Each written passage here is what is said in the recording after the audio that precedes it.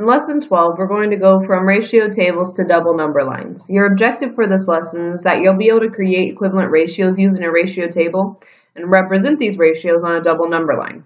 You'll also be able to use a double number line to solve ratio problems. So our new vocabulary word is a double number line. And a double number line is just another way to represent our ratio table using two number lines. It's a representation of the ratio relationship using a pair of parallel number lines. The top number line is for the first number in the ratio and the bottom is for the second. We're going to go through an example where we go from a ratio table to a double number line to answer the question in our word problem. The word problem states that Frank has been driving at a constant speed for 6 hours, during which time he traveled 300 miles. Frank would like to know how long it will take him to complete the remaining 150 miles, assuming he maintains the same constant speed. Help Frank determine how long the remainder of his trip will take. Include a table or diagram to support your answer. Key pieces to this problem. My first ratio is 6 hours to 300 miles. So that's what I'm going to use to create my ratio table. Over here you can see the completed ratio table. So I started with my 300 to 6, labeling it miles to hours.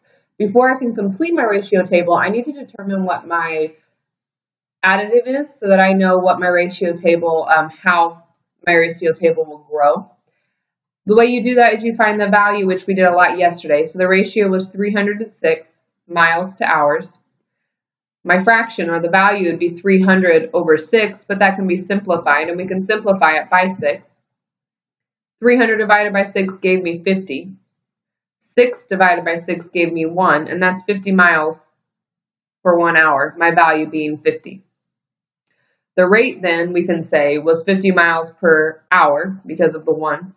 And now I also have the rate that my ratio table will grow by. Now in this case, we're looking for 150 miles on the ratio table. 300 is bigger than 150 miles. And so that means that we're not going to add to get to it. We're going to use our additive and repeatedly subtract it until we get to that 150. So we have 300 to 6. Because the 1 is the hours, I'm going to subtract 1 from the hours. The 50 goes with the miles, so I'll subtract 50 for the miles. So 300 minus 50 gave me 250. 6 minus 1 gave me 5. 250 minus 50 gave me 200. 5 minus 1 gave me 4. 200 minus 50 gave me 150. 4 minus 1 gave me 3. 150 minus 50 gave me 100. 3 minus 1 is 2. 100 minus 50 is 50. 2 minus 1 is 1. And I have my completed ratio table. All you have to do to go from a ratio table to a double number line is you need to draw two number lines.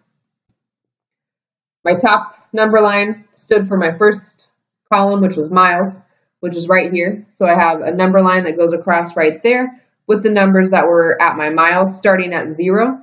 So I went from 0 to 50 to 100 to 150, 200, 250 to 300. You can see that there, 0, 50, 100, 150, 200, 250, 300. All on the same number line. Now, the second part of the number line, the bottom one, goes with my second set of numbers of the ratio, and this just shows the correlation. So even though we're counting by different numbers and they have different additives, you're still following the same pattern that was on the ratio table, so your proportions remain the same.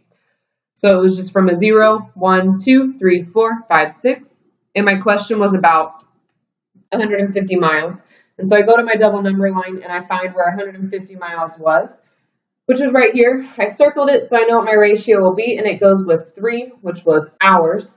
And so my ratio for answering the problem was 150 to 3 miles to hours. And then I was able to then state how long it would take for Frank to complete 150 miles, which would be the 3 hours that were in that ratio. So you would actually write it would take him 3 hours to travel the remaining 150 miles.